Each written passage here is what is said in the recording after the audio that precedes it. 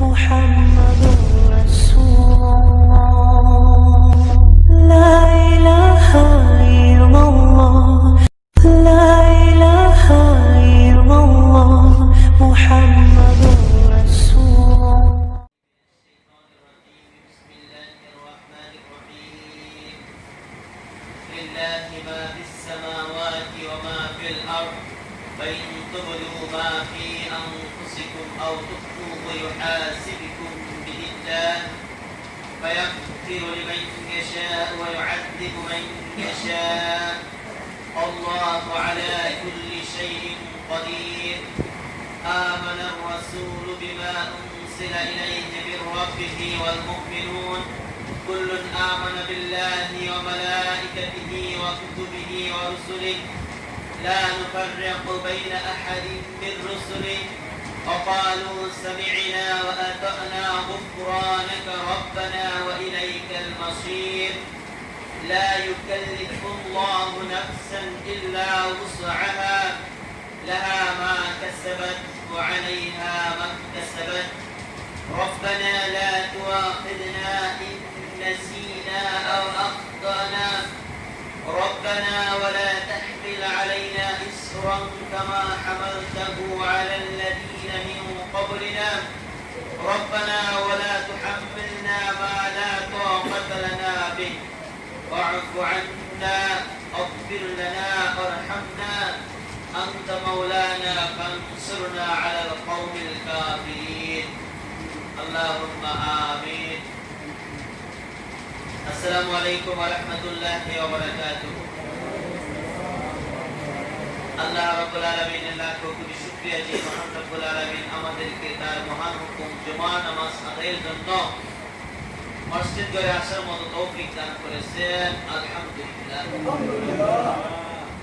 দরুদ এবং সালাম বিশ্ব মানবতার মুক্তির অগ্রদূত সাইয়্যিদুল কাওনাইন জনাব মুহাম্মদ মুজতবা মুহাম্মদুর রাসূলুল্লাহ সাল্লাল্লাহু আলাইহি ওয়াসাল্লামের উপর মাগফিরাত কামনা করি যে আল্লাহ রাব্বুল আলামিনের এই জমিনে আল্লাহ দ্বীনকে প্রতিষ্ঠা করার জন্য চেষ্টা করেছেন, যারা আল্লাহর রাহে লিল্লাহি আত্মনিবেদন করেছেন, যুগ যুগ ধরে নিজেদেরকে উৎসর্গ করে দিয়েছেন, জান মাল ইজ্জত সব কিছুকে বিলীন করে দিয়ে আল্লাহ রাব্বুল আলামিনের রাস্তায় যারা টিকে রয়েছেন আল্লাহ রাব্বুল আলামিন তাদের ভুল ত্রুটিগুলিকে মাফ করে আল্লাহ রাব্বুল আলামিন কবুল করেন। আল্লাহুম্মা আমিন। আল্লাহ রাব্বুল আলামিন আমাদেরকে আমাদের সন্তান সন্ততি যারিয়াত সকলকে দ্বীনে হকের উপর টিকে থাকার জন্য দুনিয়ার রাস্তাগুলিকে সহজ করে দিন। আল্লাহুম্মা আমিন। সূরা বাকারার শেষ তিনখানা আয়াতে কারিমা তেলাওয়াত করেছি।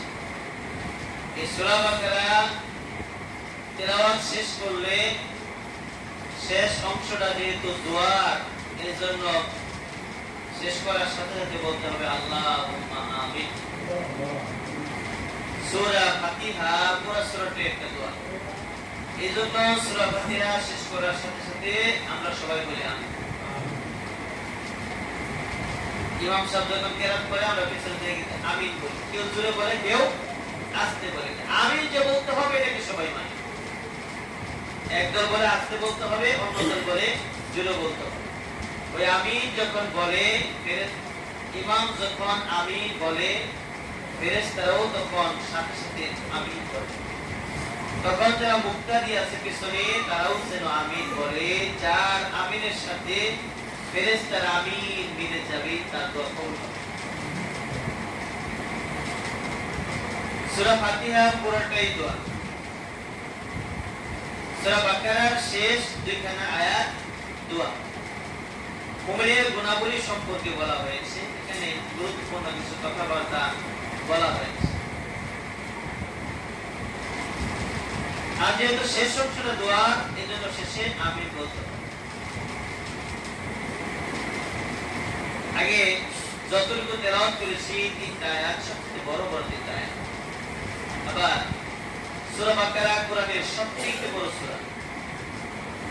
আবার সূরা বাকারার মধ্যে সবচেয়ে বড় রুকু হচ্ছে এই শেষ রুকুটা।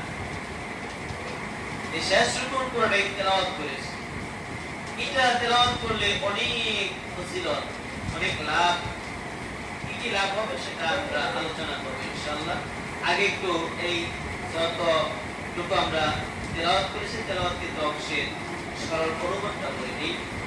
লিল্লাহি মা ফিস সামাওয়াতি ওয়া মা ফিল আরদি, যা কিছু আকাশ সমূহে রয়েছে এবং যা কিছু জমিনে আছে সব আল্লাহর। ফাইন তুবদু মা ফি আনফুসিকুম আও তুখফুহু ইউহাসিবকুম বিহি, যদি তোমরা মনের কথা প্রকাশ করো কিংবা গোপন করো আল্লাহ তোমাদের কাছ থেকে তার হিসাব নেবে। ফায়াগফিরু লিমান ইয়াশা ওয়া ইউআযযিবু মান ইয়াশা, অতঃপর যাকে ইচ্ছা তিনি ক্ষমা করবেন এবং যাকে ইচ্ছা তিনি শাস্তি দেবেন। আল্লাহু আলা কুল্লি শাইইন কাদির, আল্লাহ সর্ববিষয়ী শক্তিমান।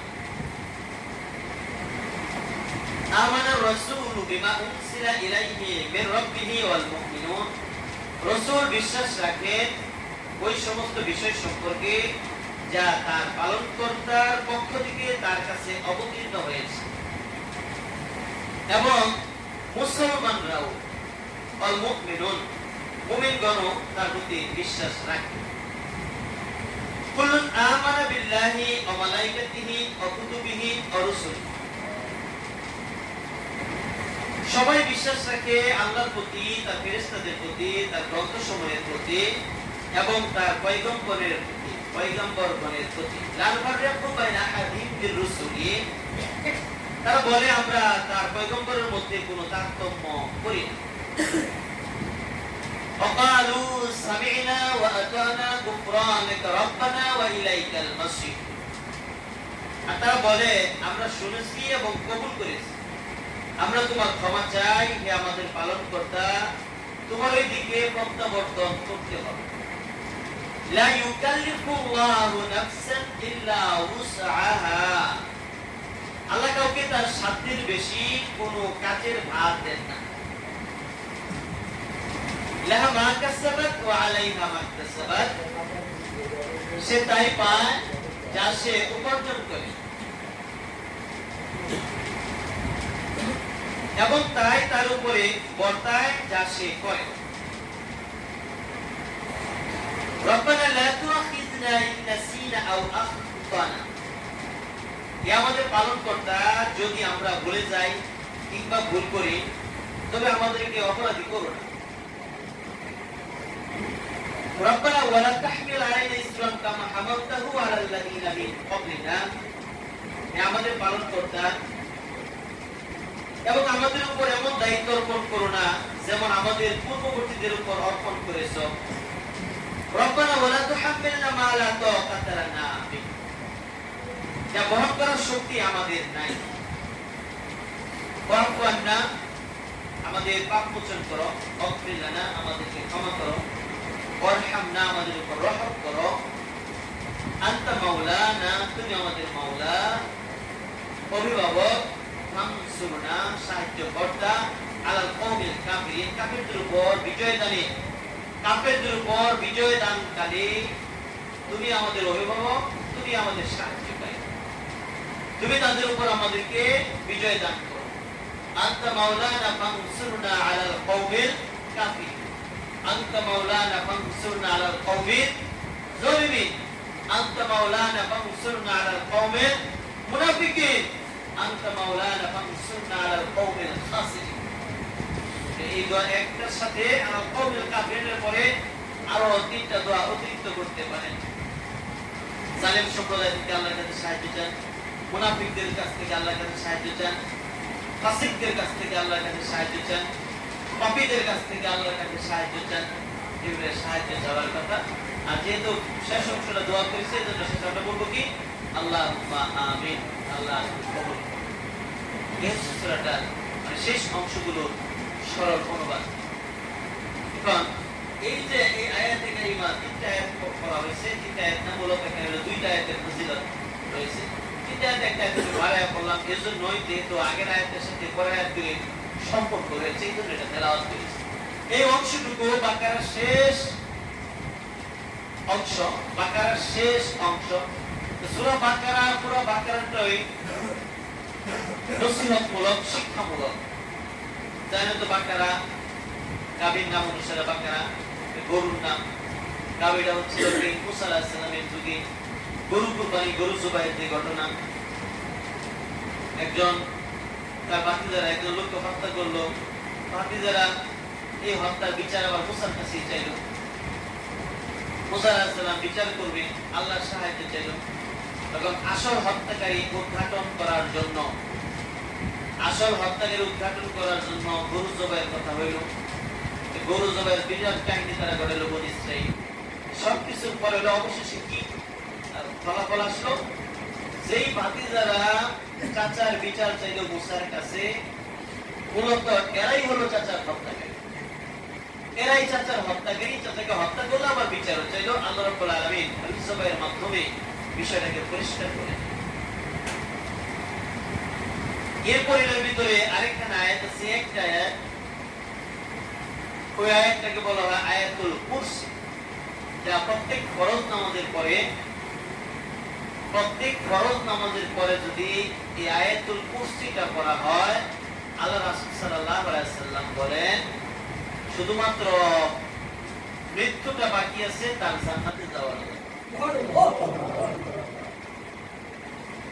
আয়াতুল কুরসি যে পড়বে, শয়তান তাকে স্পর্শ করবে না, কোন খারাপ তাকে স্পর্শ করবে না। ঠিক এই সূরাটারই শেষ আয়াত হচ্ছে আমি তেলাওয়াত করেছি। কেন তিনটা তেলাওয়াত করেছি, দুইটা পড়লেই হবে, দুইটা পড়লেই হবে। দুইটা আয়াত আসলে সহজ, যেহেতু দোয়ার আয়াতগুলি সবার জন্যই সহজ হয়। অনেক দোয়া অনেকেই পারে, রব্বানা যালামনা আনফুসানা, আর এটা দি কোরআন শরীফের মধ্যেও পড়ে, এটা দি নামাজের মধ্যেও পড়ে, না এটা কোরআনের আয়াত এই জন্য পড়ে। রব্বানা আতিনা ফিদ দুনিয়া হাসানাতাও ওয়া ফিল আখিরাতি হাসানা, দোয়া। এটা দোয়া, এটা দোয়া না, এটা কোরআনের আয়াত। নামাজের মধ্যে দিকে দোয়া করে, নামাজের মধ্যে দিকে দোয়া করে না, দোয়া করে না, কোরআনের আয়াত পড়ে। আপনি এই আয়াতটা পারেন, দোয়া করেন। যেহেতু আপনি হুজুরা দোয়া করে দেখছেন, মাদ্রাসা শিখাইছে, বক্তব্যের মধ্যে শিখছেন, রব্বানা আতিনা দোয়া। এই শুরু একটা আয়াতের ভিতরে অনেক দোয়া, অনেক মাহাত্ম্য, অনেক কথা এসে গেছে। ভাই অল্প কথা বলে, কিন্তু তার কথার ভিতরে অনেক রহস্য পাওয়া যায়। মানে আল্লাহর কালামের মধ্যে অল্পর ভিতরে অনেক রহস্য থাকে। এখন এই যে এইটুকু তেলাওয়াত করলে কি লাভ? প্রতিদিনের জন্য এই ফজিলতের আয়াতগুলি প্রতিদিনের জন্য আপনি আস্তে আস্তে করেন, একটা করে করেন। সূরা হাশরের শেষ দিন আয়াত তেলাওয়াত করেন ফজরের পরে, মাগরিবের পরে। সূরা আল-ফাতিহা তেলাওয়াত করি মাগরিবের পরে। আপনি একটা করে ধরেন, সব একবারে ধরার দরকার নেই, ছোট ছোট অল্প অল্প। এই যে এখানে বেশি একটা, এই দুইটা আয়াত খুব বেশি বড় না, দেখে দেখে কয়দিন পরে মুখস্থ হয়ে যাবে। আপনি মুখস্থ করা লাগবে না, শুধু দেখে দেখে পরে মুখস্থ হয়ে যাবে। আমি যদি বলি ইন্নাল্লাহ ইয়া'মুরু বিল আদলি ওয়াল ইহসানি ওয়া ইতা'i যিল কুরবা ওয়া ইয়ানহা আনিল ফাহশাই ওয়াল মুনকারি ওয়াল বাগই লাআল্লাকুম তাযাক্কারুন। এই বই আমরা এখানে পড়ি, ঠিক কি? আমরা জানি আপনারা মাস করে না করতে আম বা নামাজ পড়া যায়, ঠিক না? খুতবা করতে দেয়, দ্বিতীয় খুতবা, তো দ্বিতীয় খুতবা সবাই পারে, মুখস্থ হয়ে গেছে না পারলেও বুঝতে পারে যে এইবার দাঁড়ায় বল লাগবো। খুতবা শেষ হওয়ার আগে দেখবেন কিছু মুসলিম দাঁড়ায় গেছে, মানে বুঝছে যে এইবার শেষ, এই যে আপনি সূরা বাকারার শেষ আয়াতগুলি পড়তে পড়তে পড়তে পড়তে সহজ হয়ে যাবে। সহজ হইতে হইতে হইতে মুখস্থ হয়ে যাবে। আর যখনই মুখস্থ করবেন তখন কি লাভ? আল্লাহ রাসূল সাল্লাল্লাহু আলাইহি ওয়াসাল্লাম এখানে অনেকগুলি লাভের কথা বলছেন। এটা করলে অনেক লাভ। ঘুমানোর পূর্বে রাসূল সাল্লাল্লাহু আলাইহি ওয়াসাল্লাম বলেন, যদি কোনো ব্যক্তি ঘুমানোর পূর্বে সূরা বাকারার শেষ দুইখানা আয়াত পড়ে, এইটুকুই তার জন্য যথেষ্ট হবে। কি যথেষ্ট হবে? যদি সেই রাতে মারা যায়, তার জন্য এটি যথেষ্ট। তার রুজি রোজগার, তার দুনিয়াতে চলাফেরার জন্য এতটুকুই যথেষ্ট। অনেক গুরুত্বপূর্ণ। এখানে শেষ না, আব্দুল্লাহ ইবনে আব্বাস রাদিয়াল্লাহু তাআলা আনহু থেকে বর্ণিত, তিনি বলেন রাসূল সাল্লাল্লাহু আলাইহি ওয়াসাল্লাম বলেন, জান্নাতের ভান্ডার থেকে অবতীর্ণ এই দুইখানা আয়াত, সুবহানাল্লাহ বলেন, এই দুইটা আয়াত জান্নাতের ভান্ডার থেকে আগত হয়েছে। আল্লাহ রাসূল সাল্লাল্লাহু আলাইহি ওয়াসাল্লাম বলেন, জগৎ সৃষ্টির আরো 2000 1000 বছর পূর্বে আল্লাহ রাব্বুল আলামিন এই দুইখানা আয়াত লিখে রেখেছেন। এটা অনেক গুরুত্বের দাবি। আরো আছে, আল্লাহ রাসূল বলেন, যদি কোনো লোক রাতের বেলায় ঘুমানোর আগে এই দুইখানা আয়াত পাঠ করে, তেলাওয়াত করে, সারা রাত তারা নফল নামাজ পড়লে, অথবা ওই রাত্রিতে সে যদি তাহাজ্জুদের নামাজ নাও পড়তে পারে, তাহলে এই 2 রাকাত পাঠ করার কারণে তার তাহাজ্জুদের সমমর্যাদা হবে। সহজ জিনিস কঠিন। রাসূল সাল্লাল্লাহু আলাইহি ওয়াসাল্লাম বলেন, আল্লাহ রাব্বুল আলামিন সূরা বাকারা এই দুইখানা আয়াতের মাধ্যমে শেষ করেছেন। আল্লাহর আরশের নিম্নে নিম্নস্থিত ভান্ডার থেকে আল্লাহ রাব্বুল আলামিন আমাকে এটা দান করেছেন, সুতরাং তোমরা নিজেরা এটা শিখো, তোমাদের স্ত্রী এবং সন্তানদেরকেও শিখাও। রাসূল যেটা বলছিলেন করতে হবে। রাসূল যা করছে আমরা সব করতে পারবো না, তো রাসূল আমাদেরকে যা বলে গেছেন তা তো আমাদের করতে হবে। রাসূল বলছেন নিজেরা শিখো আর পরিবারভুক্ত যারা আছে তাদেরকে শেখাও। আপনি যদি যা বলেন আপনি স্ত্রীকে এটা শিখতেই হবে, শিখবে বাধ্য। ফজিলত বললে তো আর আগে শিখবে, আপনার আগে শিখবে। আর আপনার সন্তানকে আপনি শেখাবেন, এটা আপনার দায়িত্ব। নিজে শিখবেন, এটা রাসূলের আদেশ। হযরত ওমর রাদিয়াল্লাহু তাআলা আনহু এবং হযরত আলী রাদিয়াল্লাহু তাআলা আনহু দুজনে বলেন, আমাদের মতে যদি কোনো লোক বুদ্ধিমান হয়ে থাকে, মানে সামান্য বুদ্ধিও যদি কোনো মানুষের থেকে থাকে, তাহলে তাদের উচিত হবে না এই 2 আয়াত না পড়ে তারা নিদ্রা যাবে। তাহলে আমার মনে হয় আজকে থেকে আমাদের আমল শুরু করতে হবে, যেটা আজকে জানছি ঘটনাগুলি, যে যখন যা জানবে তখন থেকে সেটার উপরে এলাম হয়ে যাবে তার, আর তখন থেকে তার আমল করতে হবে। এতদিন জানতেন না, আমলের দরকার ছিল না, এখন জানছেন, এখন থেকে আমল করতে হবে, চেষ্টা করতে হবে। এটা করা এলাকা এরকম বলি নাই, চেষ্টা করতে হবে। স্তর আছে না, একজন তো 33 পায় পাস করবে, একজন 40 পায় পাস করবে, আরেকজন 60, আরেকজন 80, এরপর আরেকজন 95 পাবে, কেউ 100 পাবে। এই মুমিনের স্তর এরকমই হবে। এরকম ভাবে তাদেরকে মর্যাদা আল্লাহ রাব্বুল আলামিন দুনিয়াতে এবং আখিরাতেও দান করবে।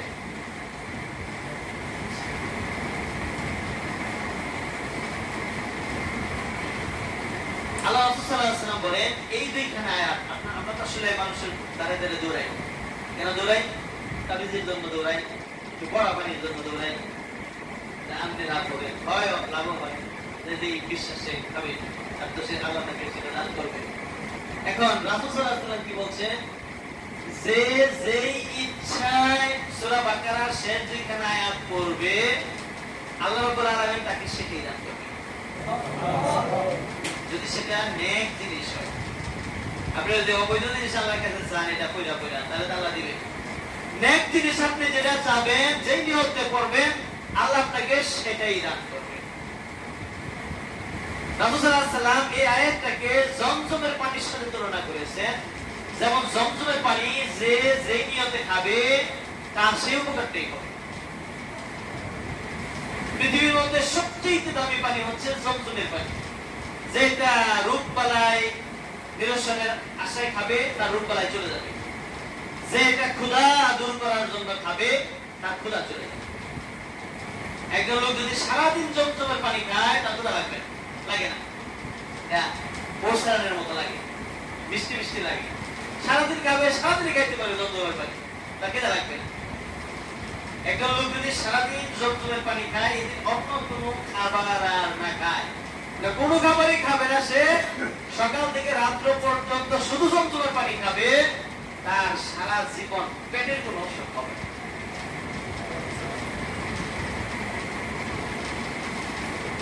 এই সূরা বাকারার শেষ দুইখানা আয়াত বলে আরো কি লাভ? আপনি পড়বেন, আপনি স্ত্রীও করবেন, আপনার সন্তানেরা করবেন, বললে কি লাভ? আল্লাহ রাসূল সাল্লাল্লাহু আলাইহি ওয়াসাল্লাম বলেন, যেই বাড়িতে সূরা বাকারার শেষ দুইখানা আয়াত করা হবে, ওই ঘরে ওই বাড়িতে আল্লাহর বরকত আসবে। আল্লাহ এই ঘরগুলি বরকত দ্বারা পরিপূর্ণ করে দিবেন, বরকত দিয়ে পরিপূর্ণ করে দিবেন। মাত্র 2 আয়াত করে পড়বেন, আপনি পড়লে সত্যি দিলাম, ইহজগতে লাভ, আবার পরজগতে লাভ।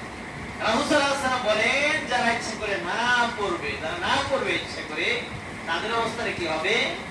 ওই বাড়িতে আল্লাহর বরকত দেবেন না, ওই বাড়ি থেকে দুঃখ দুর্দশা দূর হবে না, বেদনা দূর হবে না, দারিদ্র দূর হবে না, অশান্তি দূর হবে না। শান্তি যদি চাও তাহলে এটা করবে। রাসূল বলছেন ওই সকল লোক এটা বাদ করতে পারবে না, কিছু সংখ্যক লোক পারবে না। তাদেরকে বলছেন আল্লাহ রাসূল যারা অলস প্রকৃতির তারা পারবে না। আপনি আসর নামাজ পড়তে পারেন মসজিদে এসে জামাতে, অথবা বাড়িতে পড়তে পারেন। এসে যেহেতু পড়তে পারেন তাহলে এটা মাত্র 2 মিনিটের ব্যাপার। এই দুইখানা আয়াত মাত্র 2 মিনিট লাগবে। আর যারা হাফেজ তাদের 1 মিনিট লাগবে, 1 মিনিট। আর যারা নাজরা পড়বে দেখে তাদের 2 মিনিট লাগবে। এই 2 মিনিট আপনি ওই অবস্থা পড়তে পারবেন না, তাহলে এর চেয়ে অলস ব্যক্তি আর নাই। আল্লাহ রাসূল সাল্লাল্লাহু আলাইহি ওয়াসাল্লাম আবু হুরায়রা রাদিয়াল্লাহু এটা ফজর বলতে সময় গেছে না। আল্লাহ রাসূল সাল্লাল্লাহু আলাইহি ওয়াসাল্লাম আবু হুরায়রা রাদিয়াল্লাহু তাআলা কে বলছেন, আবু হুরায়রা তুমি এই যে গনিমতের মাল, ফিতরার মাল, যাকাতের মাল, অর্থাৎ রাষ্ট্রীয় যে বাইতুল মাল অর্থ তো হবে, তুমি এটা পাহারা দাও। আবু হুরায়রা রাদিয়াল্লাহু তাআলা পাহারা দিলেন। সকালবেলা আল্লাহ রাসূল সাল্লাল্লাহু আলাইহি ওয়াসাল্লাম জিজ্ঞেস করলেন, আবু হুরায়রা তোমার এই মালের মধ্যে তো চোর ঢুকছে। ইয়া রাসূল, হ্যাঁ ঢুকছিল তো চোর। তা তোমার এই চোরের সাথে কি রকম আচরণ করলা? ইয়া রাসূলুল্লাহ, চোরটাকে আমি ধরে ফেললাম। চোর মালগুলি তার বস্তার মধ্যে রাখতেছি, অবস্থায় হাতে হাতে ধরলাম। চোর আমাকে এমন ভাবে কাকুতি করলো যে আমার অনেকগুলো সন্তান আছে, আমি খুব অভাবী ব্যক্তি, যদি আমাকে ছেড়ে দেওয়া হয় তাহলে আমি আমার আর চুরি করবো না, যদি আমাকে ছেড়ে দাও আর চুরি করবো না, এইভাবে মতো আমাকে ক্ষমা করে দাও। ইয়া রাসূলুল্লাহ, আমি তো আবু হুরায়রা রাদিয়াল্লাহু তাআলা বলেন যে আমি এইভাবে তাকে ছেড়ে দিলাম। রাসূল সাল্লাল্লাহু আলাইহি ওয়াসাল্লাম বললেন, সে আজকে রাতে আবার আসবে, সে আজকে রাতে আবার আসবে। আবু হুরায়রা রাদিয়াল্লাহু তাআলা বলছেন, যেহেতু আল্লাহ রাসূল বলছেন আবার আসবে, সুতরাং সে আসবে। এই রাত্রিতে আবার আসলো, তার বস্তার ভিতরে ওই মালগুলি ধরা শুরু করলো। আবু হুরায়রা তাকে আবার হাতে ধরলেন, বলছে আমাকে এবারের মতো ক্ষমা করে দাও, আমার অনেক পরিবার পরিজন আছে, এরা আমার উপরে নির্ভরশীল, আমি এদেরকে কিভাবে খাওয়াবো? তুমি যদি আমার বিচার করো, যদি হাত কেটে দাও অথবা বন্দি করো, তাহলে আমি কিভাবে করবো? আমাকে ছেড়ে দাও। ছেড়ে দিল। রাসূল সাল্লাল্লাহু আলাইহি ওয়াসাল্লাম জিজ্ঞেস করেন সকালবেলা, আবু হুরায়রা তুমি এই চোরের সাথে কি আচরণ করলা? ইয়া রাসূলুল্লাহ, চোর আজকে রাতে আসছিল, এরকম ঘটনা বলছে। রাসূল বলছে আজকে রাতে সে আবার আসবে। ওই রাত্রিতে আবার আসলো, আবার চুরি শুরু করলো, বস্তার ভিতরে ঢোকাচ্ছে, আবু হুরায়রা হাতে ধরলো। চোর বললো এবারের মতো আমাকে ক্ষমা করে দাও। তবে আবু হুরায়রা তোমাকে একটা কথা বলে যাই, তোমাকে 2টা আমল দিয়ে যায়, যদি 2টা আমল করো তাহলে আমি আর তোমার ঘরে আসবো না চুরি করতে। আবু হুরায়রা রাদিয়াল্লাহু তাআলা কে চুপটা বললো, তুমি আয়াতুল কুরসি পাঠ করে রাতে শুবে, আর সূরা বাকারার শেষ 3টা আয়াত, শেষ 2টা আয়াত তেলাওয়াত করবে, আমি আর আসবো না। পরের দিন সকালে রাসূল সাল্লাল্লাহু আলাইহি ওয়াসাল্লাম জিজ্ঞেস করলেন, হে আবু হুরায়রা চোরের কি খবর? আবু হুরায়রা রাদিয়াল্লাহু তাআলা, ইয়া রাসূলুল্লাহ, চোর এবার বলতে সে আসবে না, আমাকে 2টা কাল দিয়ে গেছে। আল্লাহ রাসূল সাল্লাল্লাহু আলাইহি ওয়াসাল্লাম বলেন, এইবার চোর সত্য কথা বলেছে, এবার চোর সত্য কথা বলেছে, সে একটা মিথ্যুক। চোর নিজেই একটা মিথ্যুক, কিন্তু কথাটা বলেছে সত্য। কারণ সে মিথ্যুক এজন্যই, এটা কোনো চোর ছিল না, কোনো মানুষ না, এটা ছিল শয়তান। এবার শয়তান তোমাকে সত্য কথা বলেছে, তুমি এই আমল করলে শয়তান আর তোমার ঘরে ঢুকবে না। আপনার স্বামী স্ত্রীর মধ্যে ঝগড়া হয়, আপনার সন্তান আপনার কথা শুনে না, আপনার ভাই আপনার সাথে শত্রুতা করে, ভাই আপনার কথা শুনে না, বা পরিবারের ভিতরে যে সকল অশান্তি, সবকিছুর মূলে শয়তান। আপনি যদি আমল করেন, শয়তান চলে যাবে, শান্তি চলে আসবে।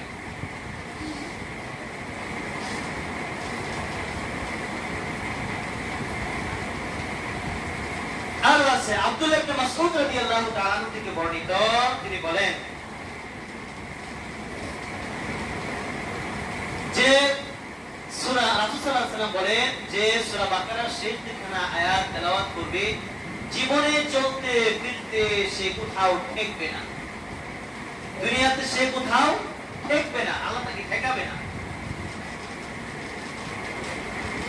ঘুমের আগে যদি সে করে তাহলে তাকে বোমা স্পর্শ করবে না। বোমা ধরে না, বোমা ধরে, বোমা স্পর্শ করবে না। আব্দুল্লাহ ইবনে মাসউদ রাদিয়াল্লাহু তাআলা আনহু আরেকটু বলেন যে আমি রাসূল সাল্লাল্লাহু আলাইহি ওয়াসাল্লামের সাথে বসা, এমন সময় জিবরাইল আলাইহিস সালাম রাসূলের কাছে হাজির। তখন আকাশে একটা আওয়াজ হলো, দরজা খোলার আওয়াজ হলো। জিবরাইল আমিন বলছেন, রাসূল সাল্লাল্লাহু জিজ্ঞেস করলেন এটা কিসের শব্দ?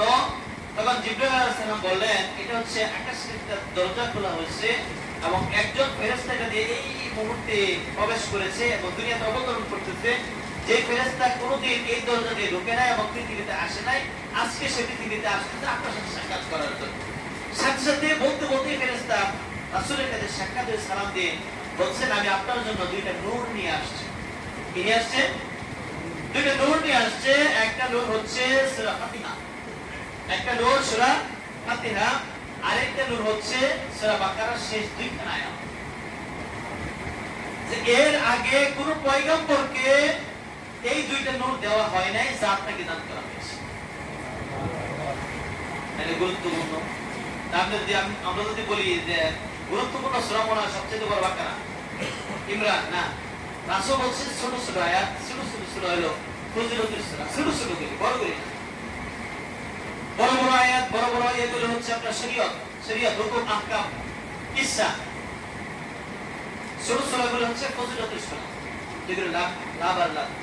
এবার একটু সামান্য একটু আলোচনা করি সূরা মানে শেষ তিনটা আয়াতের উপরে। তাই তুবদু মা ফি আনফুসিকুম আও তুখফুহু ইউহাসিবকুম বিল্লাহ। আচ্ছা, শুধু এই মূল অংশগুলি বলি, পুরোটা বলা যাবে না, সময় অনেক দেখুন তোমাদের ভিতরে যা আছে, মনের ভিতরে যা কথা আছে, যা প্রকাশ করো, যা গোপন করো, এই সব আল্লাহ রাব্বুল আলামিন হিসাব নেবেন।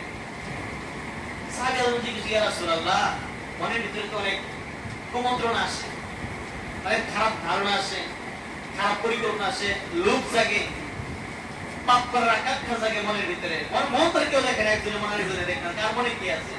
মনের ভিতরে বড় বড় ঘটনা ঘটে, কিন্তু সেগুলি প্রকাশ পায় না। দু একজন প্রকাশ করে আর বাকি বেশিরভাগ মানুষ কি করে গোপন রাখে ভিতরে। ইয়া রাসূলুল্লাহ, আপনার কথা আমরা রোজা রাখি, নামাজ পড়ি, হজ করি, যাকাত দেই, সবই তো করি ইয়া রাসূলুল্লাহ। তাহলে যদি আল্লাহ যদি আমাদেরকে মনের ভিতরে অবস্থা সম্পর্কে ধরে, তাহলে তো আমাদের এটা থেকে পার পাওয়ার কোনো উপায় নাই। রাসূল সাল্লাল্লাহু আলাইহি ওয়াসাল্লাম বললেন যে শুধু তোমরা এটা বলো সামিনা ওয়া আতানা, আমরা শুনলাম এবং মানলাম, শুনলাম এবং মানলাম। রাসূল এটা বলে নাই যে ঠিক আছে আল্লাহর কাছে বলি এটা তো বাদ দেন। রাসূল বলছে মুমিনের কাজ হলো আল্লাহ যা বলে তা বলতে হবে, শুনলাম এবং মেনে নিলাম। কষ্ট তার যাই হোক, সাধ্যের ভিতরে হোক বা সাধ্যের বাইরে হোক, এটা বলো। আল্লাহ বলছে আমি সব হিসাব নিব, কিন্তু এরপরে আমার যারা ইচ্ছা মাফ করে দিব, যারা ইচ্ছা ধরে দিব। যাকে ইচ্ছা মাফ করবো, আবার যাকে ইচ্ছা ধরে দিব। কেন ধরে দিব? আল্লাহ আল্লাহ তুলে সেই ইত্যাদি। আল্লাহ যদি করে তাহলে সবার উপরে শক্তিমান। কেউ প্রতিবাদ করবো, মিছিল করবো, তার মনের অবস্থা দেখে আপনি মাফ করছেন, আর এই দলের অবস্থা আপনি মাফ করেন নাই, শয়তানের দলেরটা আপনি আল্লাহ দলেরটা করছেন, আওয়ামী লীগের দলে আপনি মাফ করেন নাই, বিএনপি মাফ করে দিচ্ছেন, বিরাট আন্দোলন হবে, আসলে আমাদের স্টপ, আগে আমাদের বিচার চাই, হত্যা দিয়ে দিব। এই ক্ষমতা কারো নাই, এই ক্ষমতা কারো থাকবে না। এজন্য হচ্ছে আল্লাহ আল্লাহ তুলে সেই ইত্যাদি। এটা আমার ইচ্ছা, যারা ইচ্ছা মাফ করবো, যারা ইচ্ছা ধরে দেব।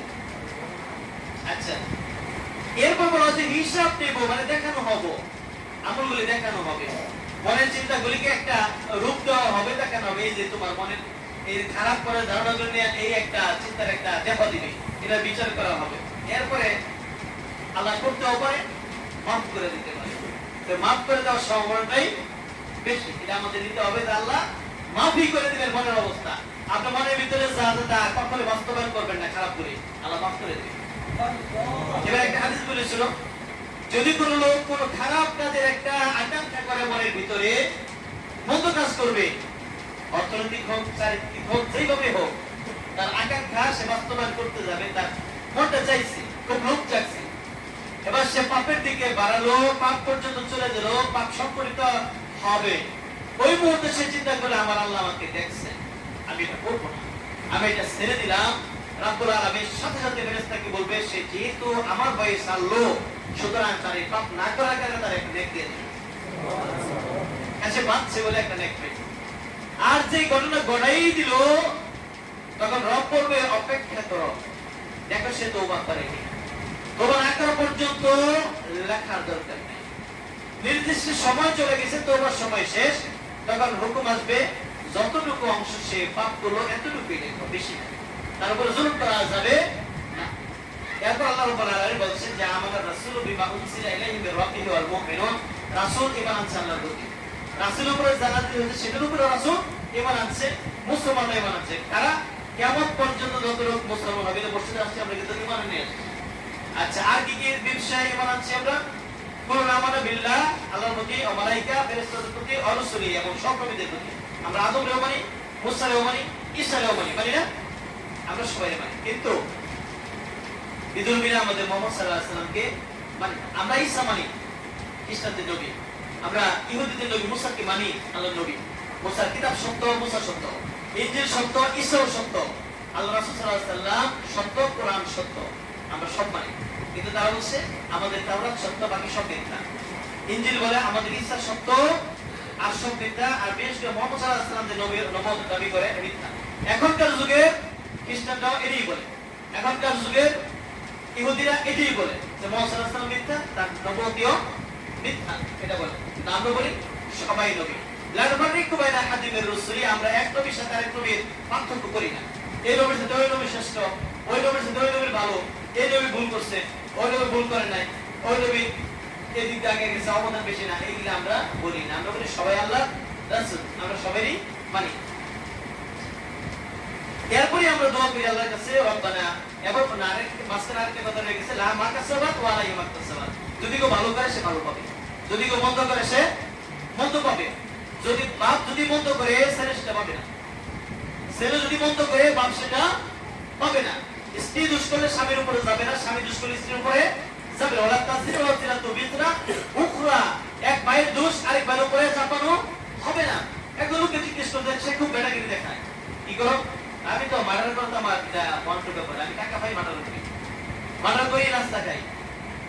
একজন জিজ্ঞেস করছে, আজকে বাড়িতে যায়, জিজ্ঞেস কর তোমার মাকে, তোমার পরিবারে কে আছে? তোমার মা আছে, স্ত্রী আছে, সন্তান আছে, বাপও আছে, যা জিজ্ঞেস করো তুমি যে মার্ডার করো, এই যে একটা পেশা হিসেবে বেছে নিয়েছো, তোমার উপার্জিত সম্পদ তারা খায়, এটা দিয়ে তাদেরকে ভরণ পোষণ করো, তাদেরকে জিজ্ঞেস করো তোমার অপরাধের সামান্য পরিমাণ পাপ কি তারা নেবে কিনা। বাপকে বলছে, বাপ বলছে তুমি, আমি তোমাকে বড় করেছি, তুমি কি করে আমাকে খাওয়াবে এটা তোমার বিষয়, আমার বিষয় না।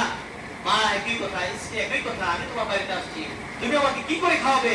পাপ করলো না, সব করলে কি করলো, এটা তো আমার জানার বিষয় না। কেউ তার গুনাহকে গ্রহণ করে নাই, কেউ গুনাহকে গ্রহণ করে নাই। লোকটা সাথে সাথে চিন্তা, হাই হাই আমি কি করলাম, কাদের জন্য করতেছি, আমার গুনাহ বলে কেউ নিবে না, সুতরাং কেউ কারো গুনাহ নেবে না। বিরাট বড় ঘটনা, এগুলি বলবো না। ওয়ালা তাসিরু ওয়াসিরাতু বিজরা উখরা। এরপর বলছে আল্লাহ আমাদের উপরে বোঝা চাপাবে না। আল্লাহ বলছে আমি কারো উপরে লা ইউকাল্লিফুল্লাহ, যতটুকু না পাবে এর চাইতে বড় বোঝা আমি কাউকে দেই না। আপনি রোজার ক্ষেত্রে আপনার জন্য সহজ করছে, নামাজের ক্ষেত্রে সহজ করছে, চেয়ার বসে নামাজ পড়া যায়, ইশারা নামাজ পড়া যায়, অসগরে নামাজ না পড়লেও চলে, অসগরে রোজা না রাখলেও চলে, সবকিছু সহজ করে দিতে, যে বোঝা করে আমি বড় করে দিই। আমি মনের ভিতরে যা আছে আল্লাহ এটা বলতে দিচ্ছে যে আমি মনের ভিতরে থাকবো। হ্যাঁ, আয়াত বাতিল হয় নাই, হুকুম বাতিল হয় নাই, রহিত হয় নাই, শুধু এটা বলছে পরবর্তী একটু বিশ্লেষণ করে বলছে যে আমি বোঝা চাপাই না। আপনি মনে মনে অনেক কিছু, একজনে মারছেন, একজনে সম্পদ দিচ্ছেন, মনে মনে সবকিছু করছেন, মনে মনে অনেক রাগ করছেন, অনেক কিছু করে বানাইছেন, মনে মনে মনে মনে তারা অনেক কিছু করার পরিকল্পনা করেন, কিন্তু আপনি করেন নাই। এজন্য আল্লাহ আপনাকে করবে না, মানে বুঝা আপনি যা করেন না এর সাথে বড় বুঝা আপনাকে আল্লাহ রাব্বুল আলামিন দিবে না। এরপরে আল্লাহর কাছে দোয়া আছে, আল্লাহ আমাদের উপর তুমি বুঝা দিও না, অন্য নবীদের উপরে যেরকম বুঝা দিছিল আপনাদেরকে বুঝা দিছিল, কিরকম বুঝা দিছিল? কাপড় নাপাক হয়ে গেছে, গা লোকই নাপাক হয়েছে, আমরা কি করি? ধুইলে পাক হয়ে যায় না? বিসমিল্লাহ বলে ধুইলে 3 বার দিলে পাক হয়ে যায় না? হ্যাঁ, অন্য নবীদের বেলা, নবীর উম্মতের বেলা ছিল না। যতটুকু অংশের মধ্যে নাপাকি রাখবে ততটুকু কাটতে হবে, কাটতে থাকবো, পুড়িয়ে ফেলতে হবে, তাইলে পাক হবে। আপনি যত বড় গুনাহ করেন, আপনার গুনার উপরে সবসময় আল্লাহর রহমত, সবসময় আপনার গুনার উপরে আল্লাহর রহমত। আপনার গুনাহ যদি এই জমিন, সারা জমিন হয়ে যায়, আল্লাহ রহমত হলো আসমান পর্যন্ত। আপনার গুনাহ যদি আসমান পর্যন্ত চলে যায় তাহলে আল্লাহর রহমত হলো আল্লাহর আরশ পর্যন্ত। আপনি যখনই গুনাহ করবেন মাফ চাইবেন, আল্লাহ মাফ করে দেয়। অন্যান্য নবীর ক্ষেত্রে, নবীর উম্মতদের ক্ষেত্রে না, কোনো মাফ ছিল না। মাফ ছিল নয়, গুনাহ হয়ে গেছে তওবা করা। তওবা কি? ঘরের ভিতরে দৌড় কে দাও, চোখ বন্ধ করে দাও, চোখের মধ্যে চোখ বাঁধো, হাতে দাঁড় অস্ত্র নেও, একজন আরেকজনকে আঘাত করো, করতে করতে অবশেষে যে জীবিত হাতে মরে, এটি তাদের তওবা কবুল হবে। মুসা আলাইহিস সালামের তওবা এরকম ভাবে ছিল। এইটাও আল্লাহ রাব্বুল আলামিন আমাদের উপরে সহজ করে দিয়েছে। আল্লাহর কাছে বলছে, আল্লাহ কোনো বোঝা আমাদেরকে দিও না, অন্যান্য জাতির মতো আমাদেরকে সহজ করে দাও, আমাদের গুনাহ মাফ করে দাও। আমরা যখন ভুল করি, অন্যায় করি, আমাদের সকল অন্যায় করি, ভুলগুলি আল্লাহ তুমি ক্ষমা করে দিও। এই দোয়া করি, শেষের দোয়াগুলো হচ্ছে এইগুলি, আমাদের গুনাহ মাফ করো, আমাদের উপর রহম করো, আর অন্যান্য জাতির উপরে আমাদেরকে বিজয় দান করো, সাহায্য করো। আল্লাহ রাব্বুল আলামিন আমাদের সকলকে এই শেষ আয়াতগুলি আজকে থেকে আমল করার মতো তৌফিক দান করুন। যারা সুযোগ করে নেই, যারা কাবলাতুল মুসলিম